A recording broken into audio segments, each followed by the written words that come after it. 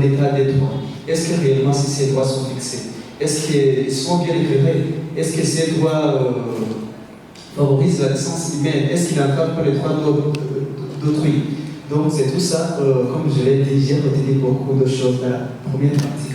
J'ai compris que la liberté permet d'accroître la connaissance. Et c'est bien, dans la vie, nous savons qu'il faut progresser en ayant de la liberté.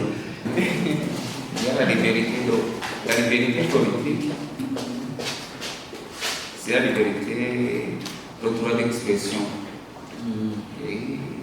uru n'urwaruka rwiga mu mashuri ya kaminuza atandukanye kandi rukaba ruje ruva no mu bihugu bitandukanye. Ari rukaba rwari mu kiganiro bita colloque francophone mu rurimi rw'igifaransa, aho bariko bahanahana ivyiyumviro ku bijanye n'ubutunzi. Iki kiganiro rero kikaba cyatunganijwe n'ishirahamwe CDE, aho mbere harimo n'umutumire aciye ku buhinga ngurukana bumenyi, akaba nawe yatanze ikigwa mbere urwaruka nyene rukaba rwagize n'icyo rukivugako. Reka rero twumvirize Aimable Manirakiza, mukuru w'ishirahamwe CDE, kuko yahavuye rero aha ikiganiro amenyesha makuru, aho yabasiguriye igituma yatunganije iyi nama.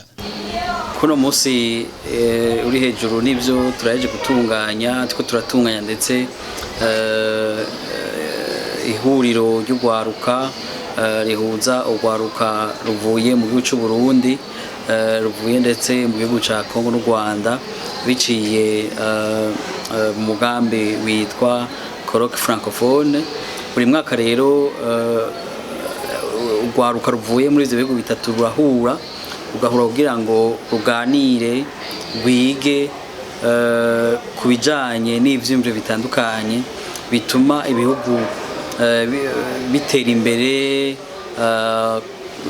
bakaganira ku bibazo bituma ibihugu bidatera imbere, bakaganira ku bibazo bituma abikorera utwabo bataba abantu batuma batanga akazi canke bagira ico baterere mu iterambere ry'igihugu. Rero uno mwaka rero twasuye kwegeranya ubugwaruka inyuma yuko ugwaruka rutandukanye rushika 100 bafashe intumbero yo gusaba uburenganzira bwo kuza muri iri huriro colloque francophone, inyuma yo gusaba yuko bemerwa abantu 100 twarakiye amakandidatire yabo. Inyuma yo kuyakira barakuramwo aberekanye yuko bafise umwete, bagaragaza ishaka ryo gushira mu ngiro ivyigo bazokura inyuma y'imisi 2.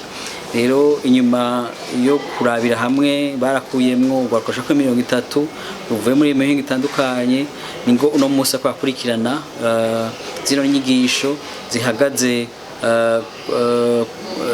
kuguhanahana ivyiyumviro, kuvyerekeye ivya demokrasi, kuvyerekeye ivyo vya entrepreneuria zo kwiyungunganya, kubijanye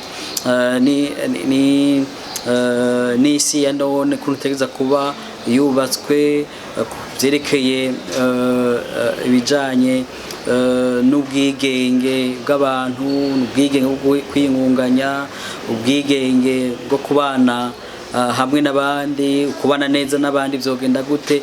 Nivyo byose rero bariko barigira hamwe mu kiringo c'imisi 2, ndetse muri iyo misi 2 abavuye mu mihingo itandukanye nk'abarundi bavuye mu ntara zitandukanye bazoheza bamenye na bagenzi babo uko bategerezwa kuba aho baherereye nk'abantu bafise uruhara rudasanzwe mu iterambere ry'aho baherereye. Muravye izi nyigisho inyuma yazo akamaro zizogirira bo bihugu barimo mbere n'isi n'akahe? Ubwa mbere nuko batahura yuko bafise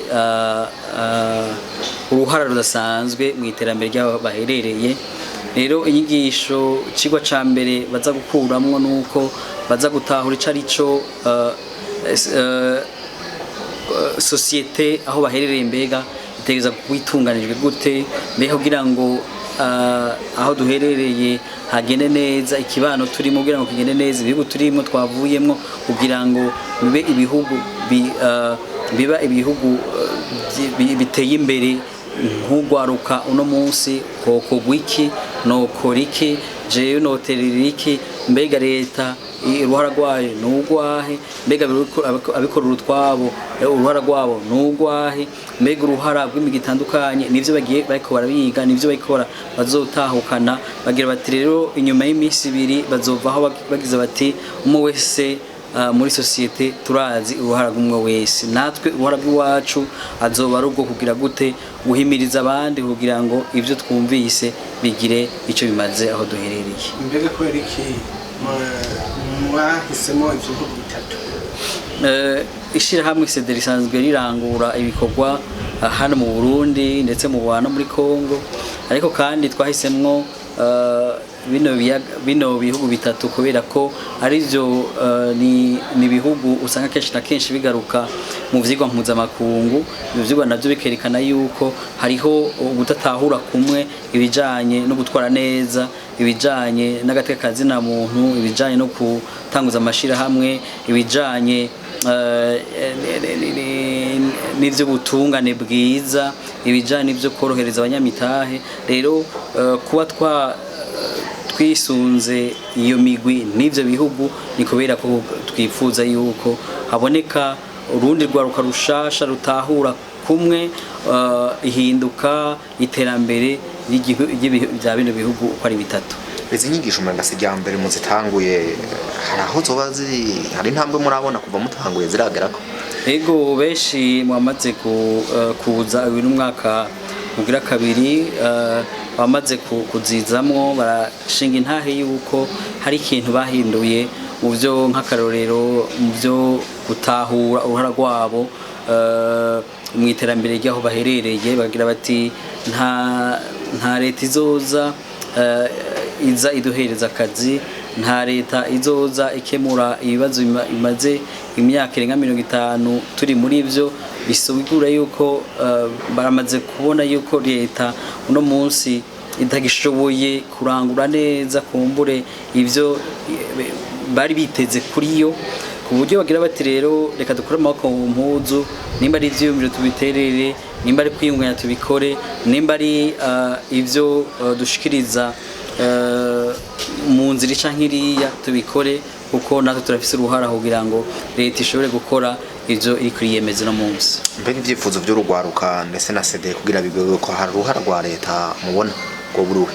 Uruhara rwa leta ruhambaye cyane. Uruhara rwa leta nukorohereza abo bose bariko baragerageza kwiyumvira, bariko baragerageza kugira ico baterereye, haba mu vyiyumviro, haba mu kwiyungunganya, haba mu gukorana hamwe, haba ndetse no mu kwerekana ibitagenda neza. Rero leta niho hari uruhara rwa ruhambaye cyane, kandi muri CD turagira tuti urwo ruhara nigo hashobora gushigwa imbere koko na leta byofasha cyane, haba muri ibihugu byose dusanzwe turimwo bigira ico biterereye mu hinduka ridasanzwe turondera twese.